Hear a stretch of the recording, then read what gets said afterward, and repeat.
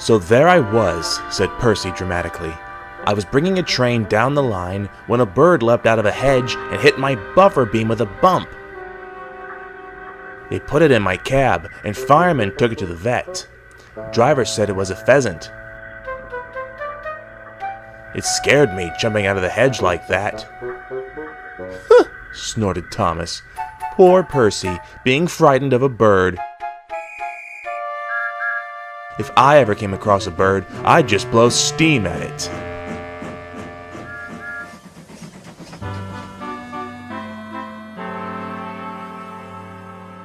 Later, Thomas was taking on water when he spotted a flock of large white birds with long necks flying overhead. "What sort of birds are those?" he asked his driver. "Those are swans," his driver replied. "They're considered royal birds. The queen herself has pet swans. They're considered very special, and it's against the law to hurt them." "I wouldn't want to hurt a swan," said Thomas.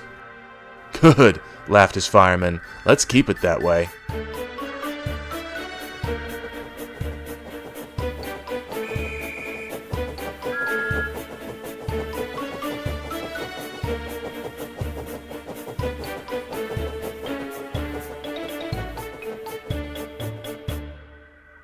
The next day, Thomas was once again taking on water at the station by the river.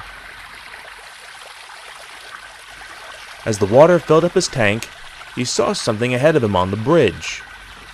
"It looks like a newspaper," he murmured. "A very large newspaper."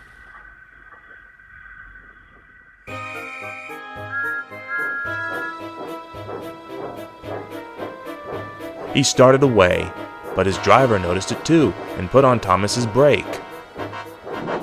When they stopped, Thomas, his driver, and fireman all realized what it was. They were face to face with a very large, very cross swan.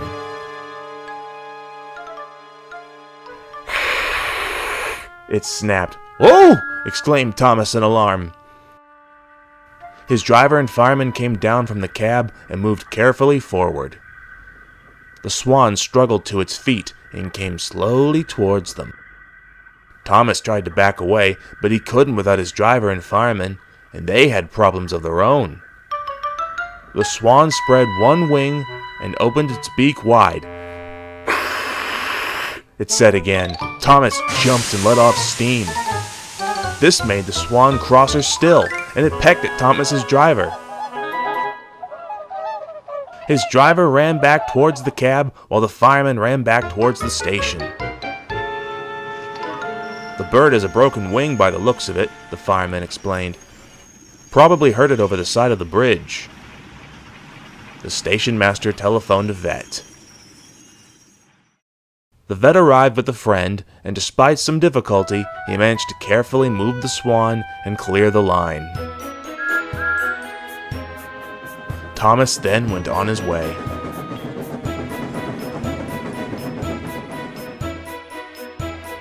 He made it to the station, just barely making up for lost time.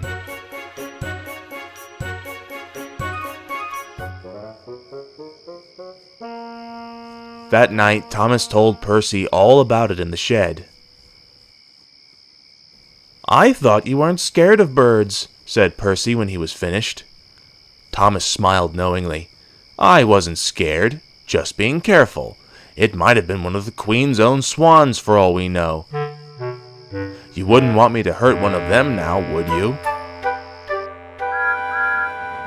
Over the next few days, Thomas puffed up and down his branch line, almost having forgotten the swan. But one day, he saw a flock of swans fly over the station, and he thought maybe one of them was the swan he'd met on the bridge.